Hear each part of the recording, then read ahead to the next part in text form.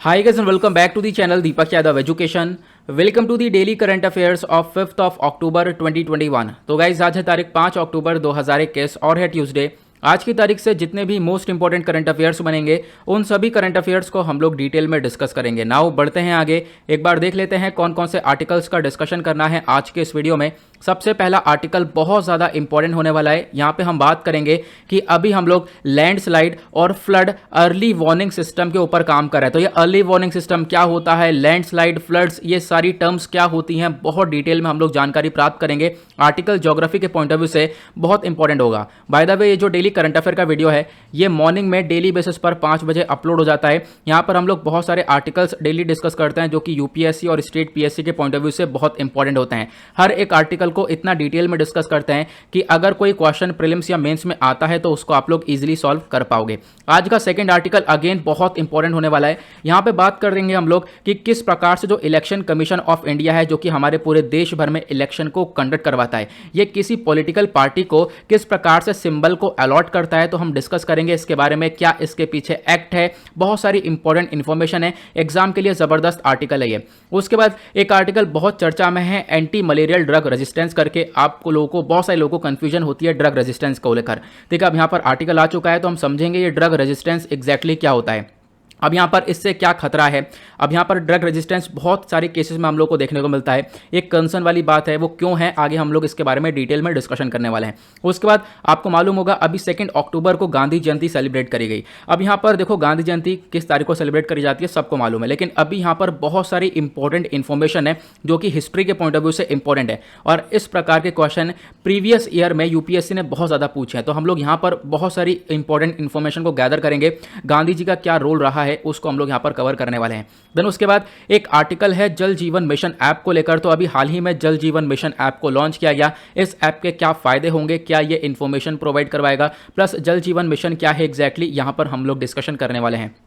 At the last हम बात करेंगे डिजी सक्षम प्रोग्राम के बारे में। अभी इस प्रोग्राम को सरकार ने लॉन्च किया। इस प्रोग्राम से बहुत सारे लोगों को फायदा होगा, बहुत सारे लोगों को डिजिटली हम लोग ग्रो करने वाले हैं। वो कैसे होगा आगे हम लोग इसके बारे में भी डिस्कशन करेंगे। तो ओवरऑल वीडियो बहुत ज़्यादा इंपॉर्टेंट होने वाला है। तो बढ़ते हैं आगे। आगे बढ़ने से पहले गाइज अगर आप लोगों को इस लेक्चर का पीडीएफ चाहिए तो नीचे डिस्क्रिप्शन बॉक्स में आप सभी लोगों को टेलीग्राम का लिंक दिया गया है, वहां से जाकर आप लोग इस लेक्चर के पीडीएफ को डाउनलोड कर सकते हो। और ये है मेरी Instagram ID Deepak Yadav education, यहां पर जाकर मुझे फॉलो कर लेना और अपनी जितनी भी क्वेरीज है मुझसे आप लोग यहां पर पूछ सकते हो। बाय द वे दोनों ही चीज़ों का लिंक आपको नीचे डिस्क्रिप्शन बॉक्स में मिल जाएगा। साथ ही साथ यहां तक पहुंच गए तो वीडियो को फटाफट लाइक जरूर कर देना। 1 सेकंड लगेगा वीडियो को लाइक करने में। आप वीडियो को लाइक कर दो तो मुझे बहुत ज़्यादा यहाँ पर सपोर्ट भी मिलता है। तो बढ़ते हैं आगे। अब फटाफट हम लोग अपना रिविजन करेंगे क्योंकि यहाँ पर इस वीडियो की खास बात यह है कि हम लोग करंट इश्यूज को तो डिस्कस करते ही हैं, साथ ही साथ जो हमारे प्रीवियस डे के करंट अफेयर होते हैं उनका एक छोटा सा रिवीजन लेते हैं। और इस रिवीजन के दौरान मैं आप लोगों से बहुत सारे क्वेश्चंस पूछता हूं जिसका आंसर आप डेली बेसिस पर नीचे कमेंट सेक्शन में देते हो और आज भी उसी प्रकार से आंसर देना है। कल हमने अपना सबसे पहला आर्टिकल डिस्कस किया था, बहुत इंपॉर्टेंट आर्टिकल है कि भारत ने एक विजन सेट किया है अपना, और वो विजन है 1 सन 1 वर्ल्ड और 1 ग्रिड करके। इस विजन में ये क्या कैसे काम करेंगे, ये पूरा सिस्टम कैसे काम करेगा, नीचे कमेंट सेक्शन में जरूर टाइप करना। बहुत डिटेल में कल मैंने आपको इसके बारे में समझाया था। नेक्स्ट आर्टिकल में कल हमने डिस्कशन किया था ग्रीन टर्म लोन के बारे में। अभी हाल ही में एनटीपीसी ने बैंक ऑफ इंडिया से 500 करोड़ रुपए का ग्रीन टर्म लोन लिया। अब यहाँ पर क्वेश्चन ये है कि ग्रीन टर्म लोन क्या होता है और ये किस चीज़ के लिए लिया जाता है, ग्रीन वर्ड को आज के टाइम हम लोग किस चीज़ से डिनोट करते हैं, ये नीचे कमेंट सेक्शन में बताना है। उसके बाद नेक्स्ट आर्टिकल हमने डिस्कस किया था कि आज के टाइम पर भारत में आपको देखने को मिलेगा बहुत सारी प्रॉब्लम्स क्रिएट हुई हैं कोविड-19 की वजह से, लॉकडाउन्स की वजह से। पिछले साल बहुत बुरा हाल रहा, उसकी वजह से जो भी हम लोग ग्रीन एनर्जी के ऊपर काम कर रहे थे, हम लोग बहुत सारे सोलर पैनल्स इंस्टॉल कर रहे थे, हम लोग विंड एनर्जी के ऊपर काम कर रहे थे, अपनी कैपेसिटी को हर तरीके से इंक्रीज करने के ऊपर फोकस कर रहे थे। लेकिन हुआ क्या, कोविड-19 पैंडेमिक आया, लॉकडाउन्स लगे, उसकी वजह से हम लोग यहाँ पर काफ़ी पीछे चले गए। हमारा जो टारगेट था 2023 तक का, बहुत अच्छा टारगेट हमने सेट कर रखा था, उसमें हम लोग काफ़ी पीछे हो चुके हैं। वो यहाँ पर एक छोटी सी इन्फॉर्मेशन दी गई है। ओके, अब यहाँ पर एक क्वेश्चन मैं आप लोगों से और पूछना चाहूँगा, वो यह है कि भारत का सबसे बड़ा सोलर पावर पार्क कहाँ पर लग रहा है, नीचे कमेंट सेक्शन में आप लोगों को इसका आंसर देना है। उसके बाद नेक्स्ट आर्टिकल कल हमने डिस्कस किया था, इकोनॉमी का एक कॉन्सेप्ट था single window system for investors. ठीक है, अभी हाल ही में सरकार ने सिंगल विंडो सिस्टम लॉन्च किया है, किसके लिए, इन्वेस्टर्स के लिए। अब आपको नीचे कमेंट सेक्शन में बताना है कि ये जो एक तरीके से सिस्टम है या फिर ये जो वेबसाइट है, इस पर इन्वेस्टर्स को क्या फ़ायदा होगा, कल मैंने डिटेल में समझाया था। देन उसके बाद एक आर्टिकल हमने डिस्कस किया था साइक्लोन गुलाब के बारे में। यहाँ पर कुछ हमने यूनिक इन्फॉर्मेशन को डिस्कस किया था। यहाँ पर सबसे पहला क्वेश्चन तो देखो सब लोगों को मालूम चल गया है कि साइक्लोन गुलाब जो है ये किसने नाम दिया है, यानी इस साइक्लोन का नाम किसने दिया है, पाकिस्तान ने दिया है। अब पहला क्वेश्चन तो आप लोगों का ये बनेगा यहाँ पर कितनी कंट्रीज है जो कि मिलकर साइक्लोन का नाम देती हैं। ठीक है, दूसरा क्वेश्चन यहाँ पर आपको ये देखने को मिलेगा, ये जो साइक्लोन गुलाब है ये आपकी बार बहुत ज़्यादा यूनिक था अपने आप में। ऐसा क्यों? क्योंकि देखो यहाँ पर हुआ क्या है, जो साइक्लोन्स होते हैं वो जनरली कब आते हैं? देखो एक साल में साइक्लोन्स 2 बार हमें देखने को मिलते हैं। जब कब से कब तक? एक होता है मार्च से लेकर मई के बीच में साइक्लोन्स आते हैं ज़्यादातर, और दूसरी बार अक्टूबर से लेकर दिसंबर के बीच में साइक्लोन्स आते हैं। लेकिन यहाँ पर हुआ क्या, जो ये गुलाब साइक्लोन है ये आया है इन दोनों के बीच में सितंबर के महीने में। तो अपने आप में ये एक यूनिक बात है। और ऐसा अभी तक लगभग साल 2000 से लेकर साल 2021 के बीच में अभी तक सिर्फ और सिर्फ 3 बार ऐसा हुआ है, 3 साइक्लोन ऐसे आए हैं सितंबर के महीने में। एक तो गुलाब साइक्लोन हो गया जो सितंबर के महीने में आया है, बाकी 2 साइक्लोन्स के नाम आपको नीचे कमेंट सेक्शन में बताना है। काफ़ी यहाँ पर इंटरेस्टिंग नेम है, डिटेल में मैंने आप लोगों को कल समझाया था। उसके बाद एट द लास्ट कल हमने डिस्कस किया था जो एल्डर पीपल है, जो एजेड पीपल हैं, बूढ़े लोग हैं, उनके लिए सरकार ने सैक्रेड पोर्टल को लॉन्च किया। सैक्रेड की फुल फॉर्म क्या है पहले तो ये बताना, फिर उसके बाद यहाँ पर इस पोर्टल पे क्या एग्जैक्टली बेनिफिट मिलने वाला है ये भी आप लोगों को नीचे कमेंट सेक्शन में बताना है। तो चलो शुरुआत करते हैं। आज का सबसे पहला आर्टिकल एनवायरमेंट के पॉइंट ऑफ व्यू से इंपॉर्टेंट है, और एनवायरमेंट आता है हमारा जीएस पेपर 3 के अंदर। देखो बात करी गई है लैंडस्लाइड और फ्लड अर्ली वार्निंग सिस्टम को लाया जा रहा है। होता क्या है, बहुत सारे एरियाज में लैंडस्लाइड देखने को मिलती है। लैंडस्लाइड मतलब जो बहुत बड़ी बड़ी चट्टानें वो ढह जाती है नीचे, उसकी वजह से बहुत ज़्यादा डिस्ट्रक्शन भी होता है, बहुत सारे लोगों की जान भी जाती है। उसके बाद यहाँ पर जो फ्लड है, बाढ़ के बारे में आप लोगों को मालूम होगा, बाढ़ आज के टाइम पर एक सीरियस कंडीशन बन चुकी है भारत के अंदर। ठीक है, बहुत सारे एरियाज में हम लोग को बहुत यहाँ पर सीवरली अफेक्टेड एरियाज देखने को मिलते हैं। ठीक, कौन कौन से एरियाज है सब कुछ डिटेल में डिस्कस करेंगे। हुआ क्या है, तो इनको लेकर अगर हम लोग एक अर्ली वार्निंग सिस्टम लेकर आ जाते हैं तो इससे हम लोग को बहुत फायदा मिलेगा। अब अर्ली वार्निंग सिस्टम क्या होगा, मतलब एक ऐसा सिस्टम हम लोग बना लें कि यहाँ पर लैंडस्लाइड हो या फिर फ्लड हो, उससे पहले हम लोग को एक वार्निंग मिल जाए और हम लोग यहाँ पर इसको टैकल करने के लिए तैयार रहें। आर्टिकल द हिंदू का है, आप लोग यहाँ पर देख सकते हो। मैं आपको सारे सोर्सेज दिखाता रहूँगा कहाँ कहाँ से आर्टिकल्स को लिया गया है। साथ ही साथ मैं आप लोग को बता दूँ, ये आपका यूपीएससी का सिलेबस आपको देखने को मिलेगा। यूपीएससी के सिलेबस के अंदर जो जीएस पेपर 3 है उसमें आपका एक टॉपिक है डिजास्टर मैनेजमेंट, वहाँ से आप लोग इसको रिलेट कर सकते हो। बाय द वे आप सिंपल सा खुद भी रिलेट कर पा रहे होंगे, क्योंकि यहाँ पर हम लोग अर्ली वार्निंग सिस्टम को लॉन्च कर रहे हैं, तो कहीं ना कहीं यहाँ पर डिजास्टर को मैनेज करने में मदद आएगा, और इसी वजह से यहाँ पर इसको डिजास्टर मैनेजमेंट से रिलेट किया गया। अब आर्टिकल के बारे में बात करते हैं। जो council of scientific and industrial research है, CSIR, इसी का नेशनल जियोफिजिकल रिसर्च इंस्टीट्यूट है, NGRI इसको बोला गया है। इन्होंने मिलकर लॉन्च किया है एनवायरमेंटल सेस्मोलॉजी ग्रुप। अब यहाँ पे ये जो ग्रुप है ये क्या करेगा, लैंडस्लाइड और फ्लड अर्ली वार्निंग सिस्टम को लॉन्च करेगा हिमालयन रीजन्स के लिए। ठीक है, यहाँ पर क्या होगा, अगर कोई लैंडस्लाइड आती है या फिर कोई बाढ़ आती है तो उसकी हमें एक इन्फॉर्मेशन मिल जाएगी। अब यहाँ पर ये एक रियल टाइम मॉनिटरिंग पर बेस्ड होगा। यहाँ पर सैटेलाइट डेटा का इस्तेमाल किया जाएगा। सैटेलाइट डेटा का इस्तेमाल करेंगे हम लोग अच्छे से, फिर जियोमॉर्फिक एनालिसिस करेंगे। सैटेलाइट डेटा का इस्तेमाल करते हुए हम लोग यहाँ पर पता लगाएंगे कि हाँ यहाँ पर वाकई में एक कंडीशन बेकार होने वाली है। अगर कंडीशन बेकार होगी उसको हम लोग ट्रैक करते रहेंगे।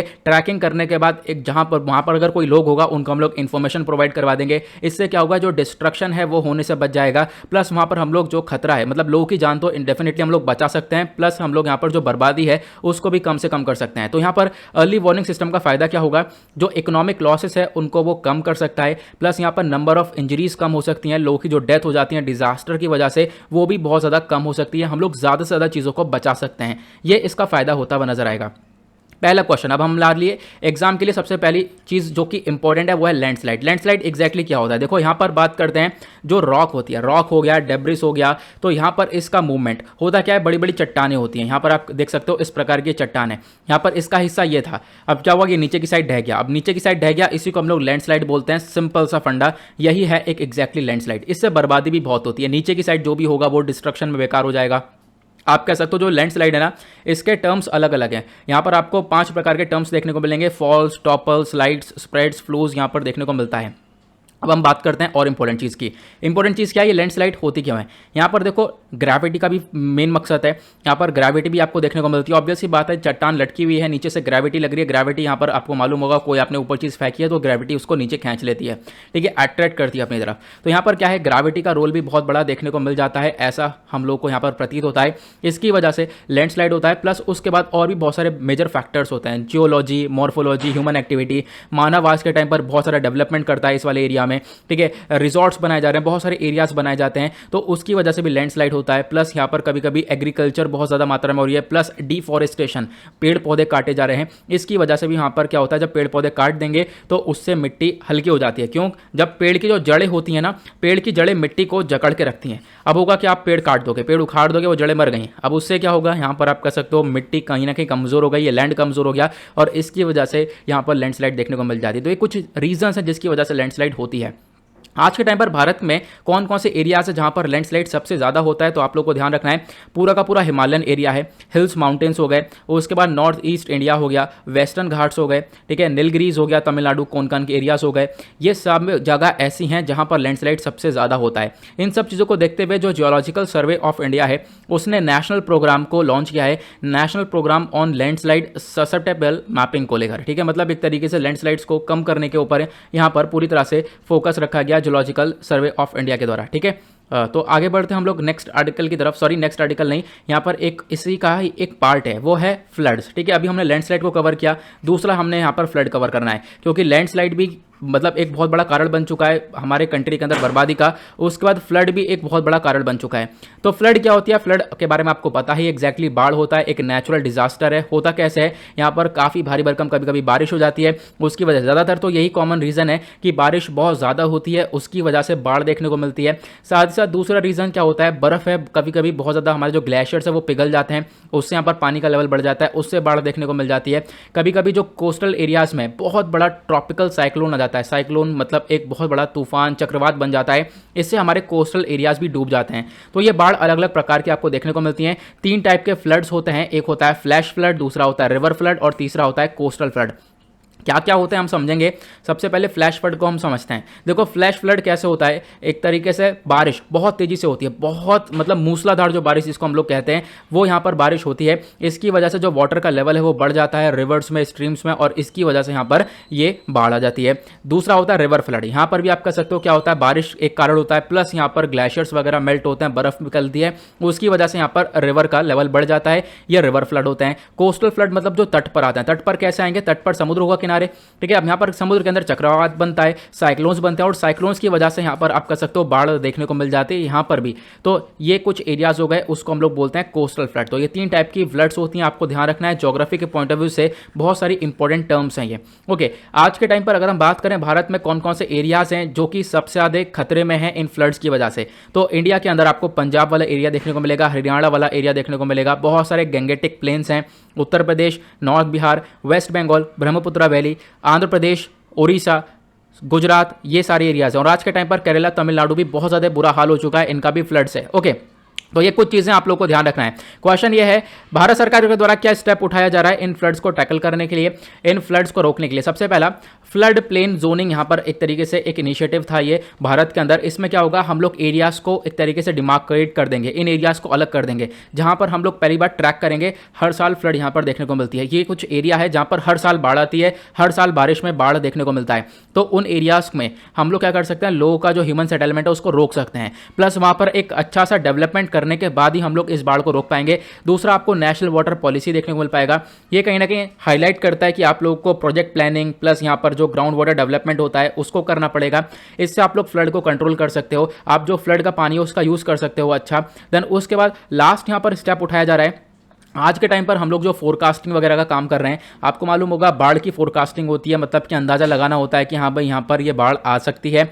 इसको लेकर वार्निंग देता है भारत को, एक तरीके से भारत के अंदर ये वार्निंग देता है। कौन है, सेंट्रल वाटर कमीशन। तो आप लोग यहाँ पर ही ध्यान रख सकते हो, मतलब अलग अलग काम किए जा रहे हैं, अलग अलग स्टेप्स उठाए जा रहे हैं फ्लड्स को रोकने के लिए बेसिकली।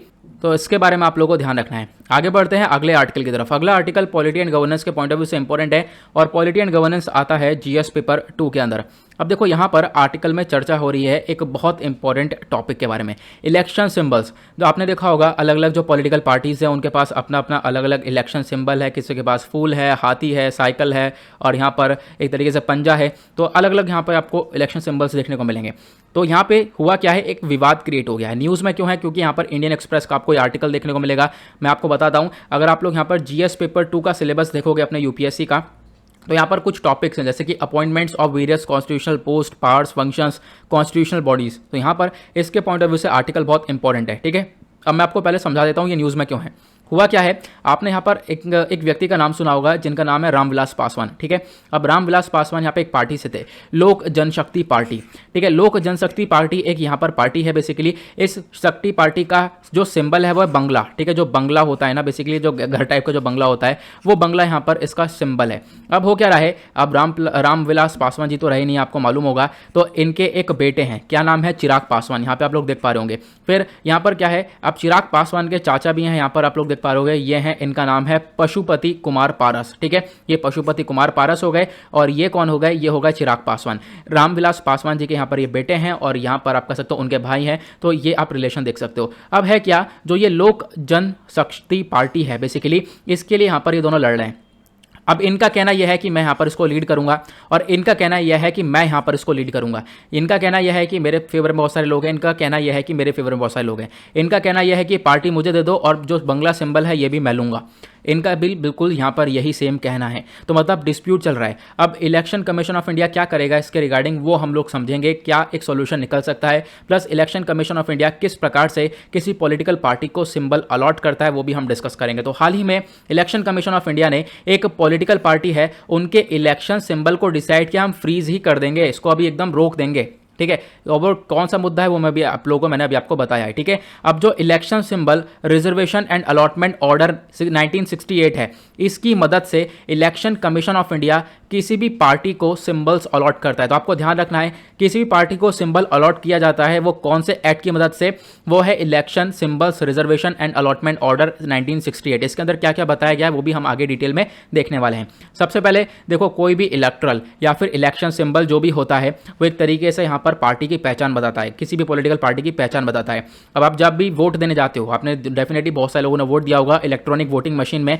वहां पर इस प्रकार से मशीन आपको देखने को मिलेगी। यहाँ पर पार्टीज के सिंबल्स भी देखने को मिलते हैं, ठीक है। तो यहाँ पर आप कह सकते हो जो सिंबल अलॉट करे जाते हैं वो इलेक्ट्रॉनिक वोटिंग मशीन में देखने को मिलते हैं। वो सिंबल्स कहीं ना कहीं पॉलिटिकल पार्टीज को एक पहचान देते हैं। अब यहाँ पर जरूरत भी ऐसा क्यों, क्योंकि बहुत सारे लोग इतने पढ़े लिखे हैं नहीं, ठीक है। तो होता क्या है, उन लोगों को पढ़ना आता नहीं है, तो वो लोग पढ़ पाएंगे नहीं पॉलिटिकल पार्टी का नाम, तो वहां पर क्या होगा, वो सिंबल देख लेंगे कि हाँ मुझे फूल पर वोट देना है, मुझे साइकिल पर वोट देना है, मुझे हाथी पर वोट देना है। तो यहाँ पर इस प्रकार से ये इलेक्शन सिंबल्स जो हैं ये काम करते हैं। तो आप लोगों को ध्यान देना है कि पॉलिटिकल पार्टी को सिंबल देना एक बहुत इंपॉर्टेंट रोल देखने को मिलता है, ठीक है। अब 1960s की अगर हम बात करें तो यहाँ पर सबसे पहली बार जो इलेक्शन सिंबल है उसको अलॉट करने की प्रक्रिया लाई गई कि इलेक्शन सिंबल्स को हम लोग कैसे अलॉट कर सकते हैं।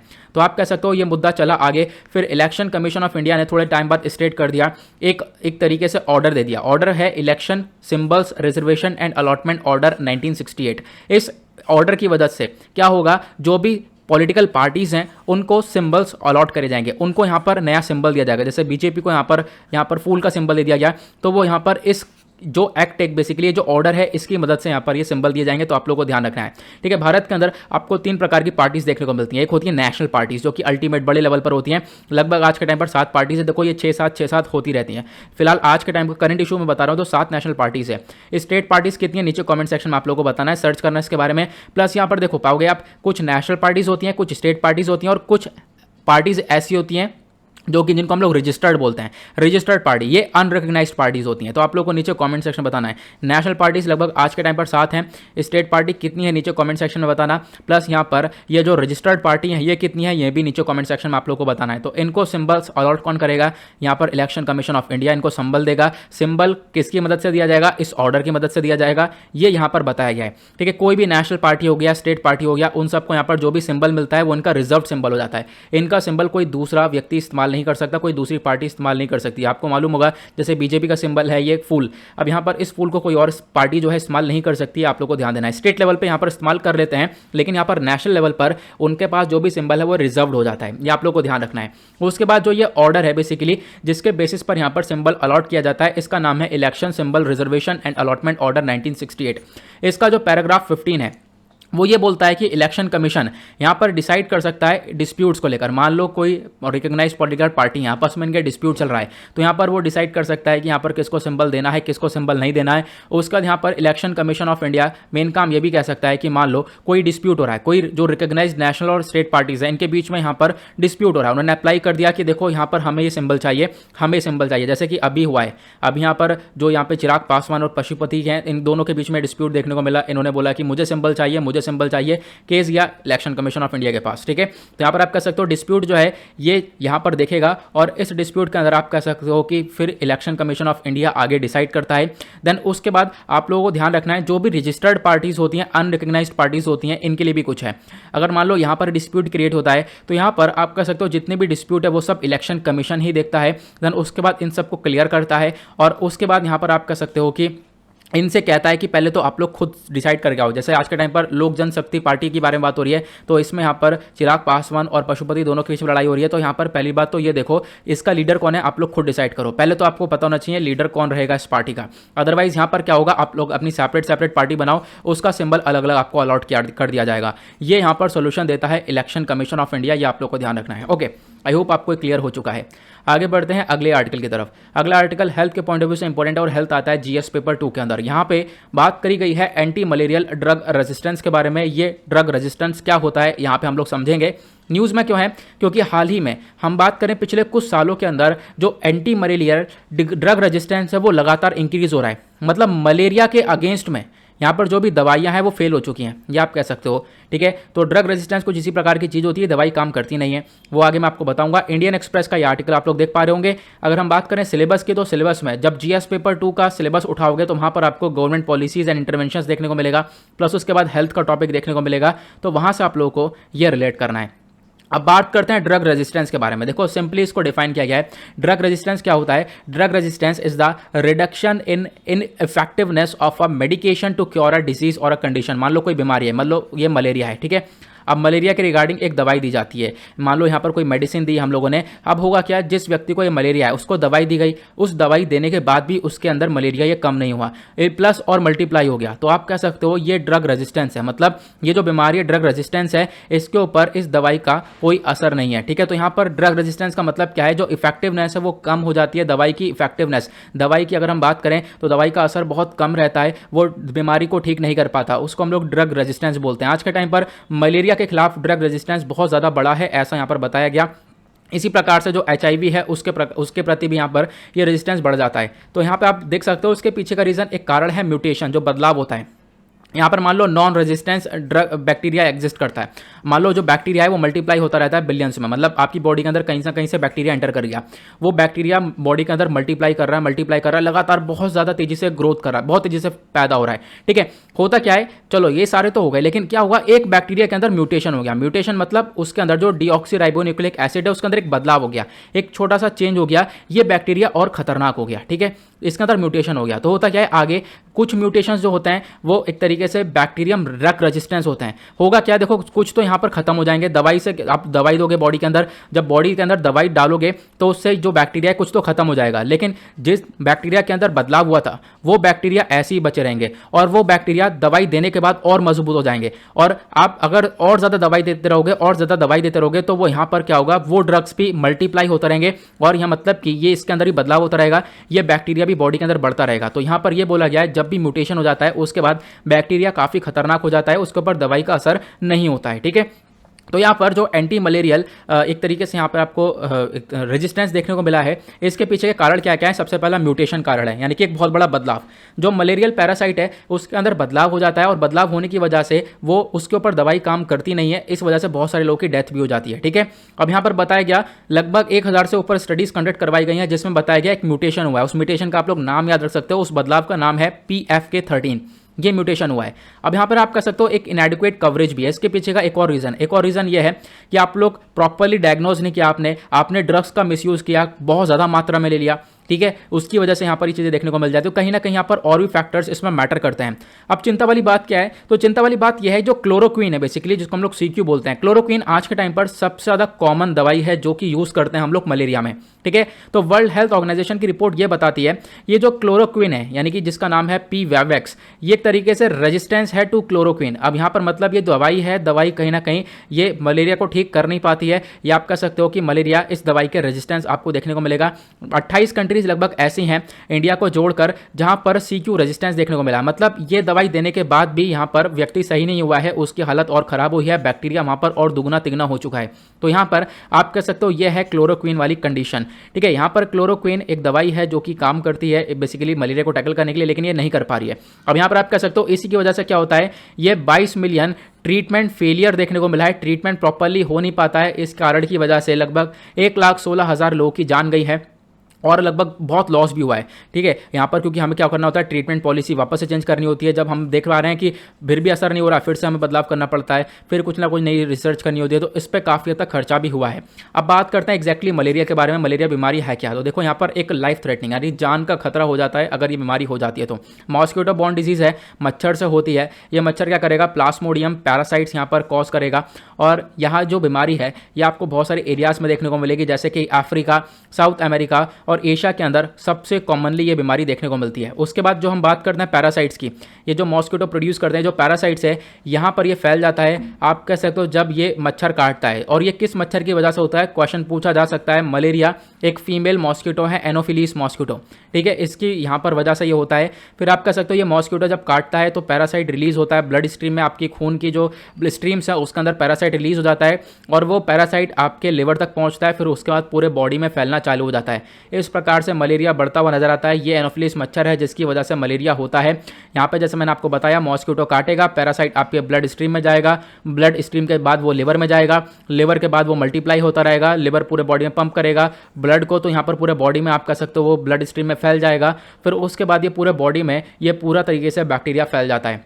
इसके लक्षण क्या क्या हैं, तो देखो यहाँ पर पसीना बहुत आना, या फिर हेडेक हो जाता है, और नौसिया देखने को मिलता है, वॉमिटिंग होती है, और भी बहुत सारी चीज़ें हो जाती हैं। अब यहाँ पर जो पैरासाइट है इसके भी अलग अलग टाइप्स हैं। ठीक है, यहाँ पर आप कह सकते हो अलग अलग टाइप्स के पैरासाइट्स हैं जिससे ह्यूमंस इन्फेक्ट होते हैं। एक है प्लाज्मोडियम वाइवेक्स, एक है पी ओवेल, एक है पी मलेरिया, और एक है पी फाल्कीपैरम। ठीक है, यहाँ पर अलग अलग ये पैरासाइट्स हैं जो कि काफ़ी खतरनाक हैं, और यहाँ पर इनकी मदद से मलेरिया हो जाता है किसी व्यक्ति को। इंडिया के सिनेरियो की बात करें तो इंडिया के अंदर लगभग 2% ग्लोबल मलेरिया आपको इंडिया के अंदर मतलब पूरा भारत जो है दुनिया भर का 2% मलेरिया भारत के अंदर आपको देखने को मिलेगा। बहुत ज़्यादा डेथ भी इंडिया के अंदर होती है मलेरिया की वजह से, या आप लोगों को देखना है। उसके बाद यहाँ पर इंडिया के अंदर बहुत ज़्यादातर जो मलेरिया है वो यहाँ पर ग्लोबल पी वाइवेक्स मलेरिया का बर्डन देखने को मिलेगा। मतलब ये वाला जो है इसका बर्डन काफ़ी हद तक देखने को मिलता है, ये आप लोग देख सकते हो। उसका भारत आज के टाइम पर क्या इनिशिएटिव ले रहा है मलेरिया को कम करने के लिए? एक इनिशिएटिव है national strategic plan for malaria elimination. तो यहाँ पर मलेरिया को कम करने के लिए प्लान लिया गया है, 2017 से 22 तक हम चलाएंगे।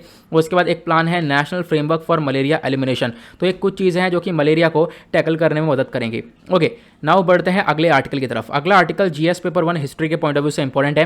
बात करेंगे गांधी जयंती के बारे में। ठीक है, गांधी जयंती के रिगार्डिंग प्लस गांधी जी के रिगार्डिंग बहुत सारी इंपॉर्टेंट इन्फॉर्मेशन है। आर्टिकल क्यों इंपॉर्टेंट है, तो जीएस पेपर 1 का आप जब सिलेबस देखोगे तो वहां पर इंपॉर्टेंट पर्सनलिटीज करके आपको एक टॉपिक देखने को मिलेगा, इंपॉर्टेंट कॉन्ट्रीब्यूटर्स करके आपको टॉपिक देखने को मिलेगा। तो गांधी जी इसी टॉपिक से आप कह सकते हो रिलेट हो जाएंगे। तो न्यूज़ में क्यों है, क्योंकि हाल ही में 2 अक्टूबर को हम लोगों ने लगभग 152 बर्थ एनिवर्सरी सेलिब्रेट करी है गांधी जी के।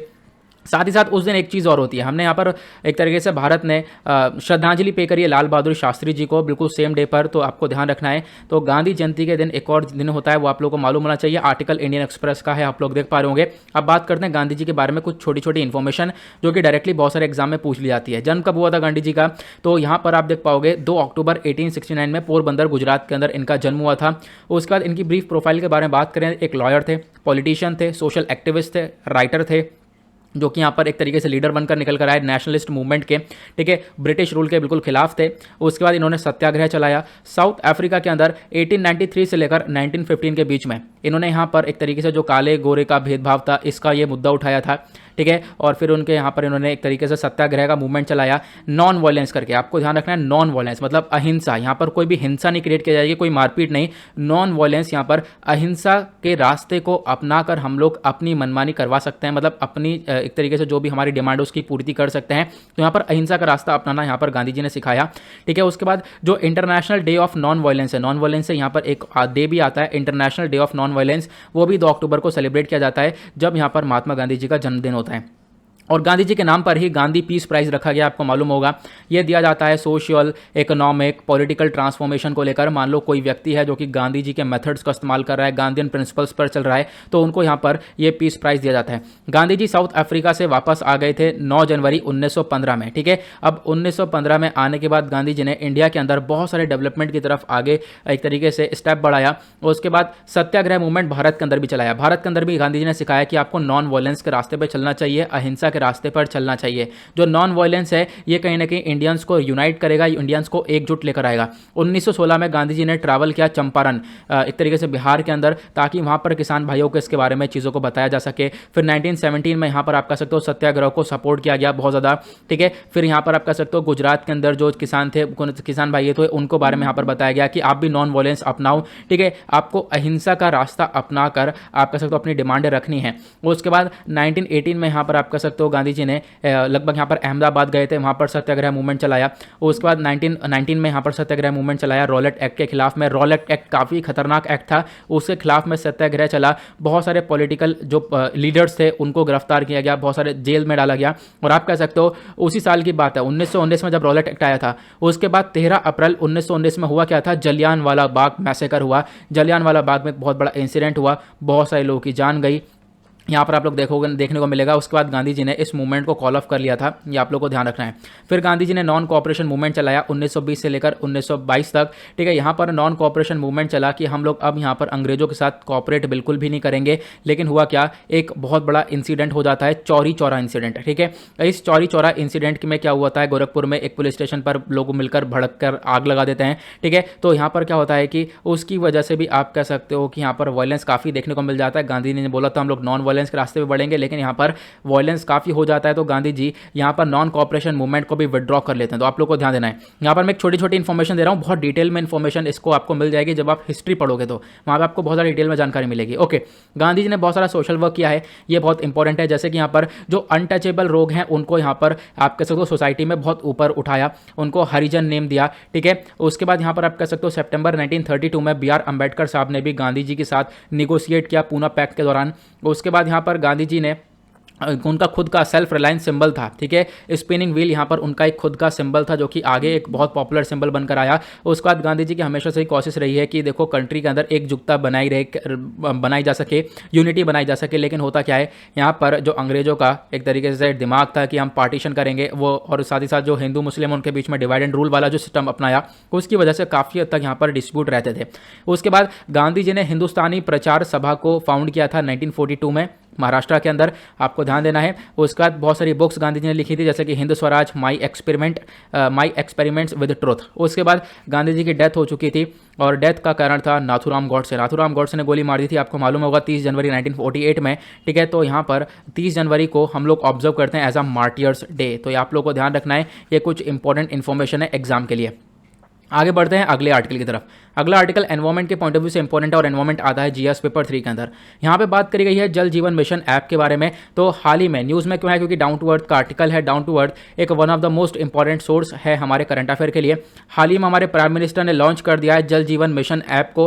कब लॉन्च किया गया, 2 अक्टूबर को। 2 अक्टूबर को गांधी जयंती भी बनाया गया था, आपको ध्यान होगा। आर्टिकल क्यों इंपॉर्टेंट है, तो जीएस पेपर 2 का जब आप सिलेबस देखोगे, वहाँ पर government policies and intervention for development करके एक आर्टिकल है, सॉरी एक सिलेबस के अंदर सब टॉपिक है, वहाँ से आप लोग इसको रिलेट कर सकते हो। इसके बारे में अगर हम बात करें तो यहाँ पर जो जल जीवन मिशन का मोबाइल एप्लीकेशन, बेसिकली ये बहुत सारी डिटेल्स प्रोवाइड करवाएगा वाटर इंफ्रास्ट्रक्चर के ऊपर, कि वाटर का इंफ्रास्ट्रक्चर किस प्रकार से, प्लस लोगों के अंदर जागरूकता फैलाएगा। प्लस यहाँ पर जो जल शक्ति मिनिस्ट्री है वो यहाँ पर हमारे जल जीवन मिशन एक डैशबोर्ड को बनाकर चलेगी कि टैप वाटर कनेक्शन कहाँ तक पहुँच चुका है, कहाँ तक लोगों को यहाँ पर घर में पानी मिल चुका है, पानी की टेस्टिंग करी जाएगी, पानी की क्वालिटी क्या प्राप्त हो रही है, सब लोगों को वाटर क्वालिटी को मैनेज किया जाएगा। तो ये सारा जो डेटा है वो सब आपको अपने एक एप्लीकेशन, मोबाइल एप्लीकेशन पर मिल जाएगा। तो यहाँ पर इसी वजह से इस एप्लीकेशन को लॉन्च किया गया।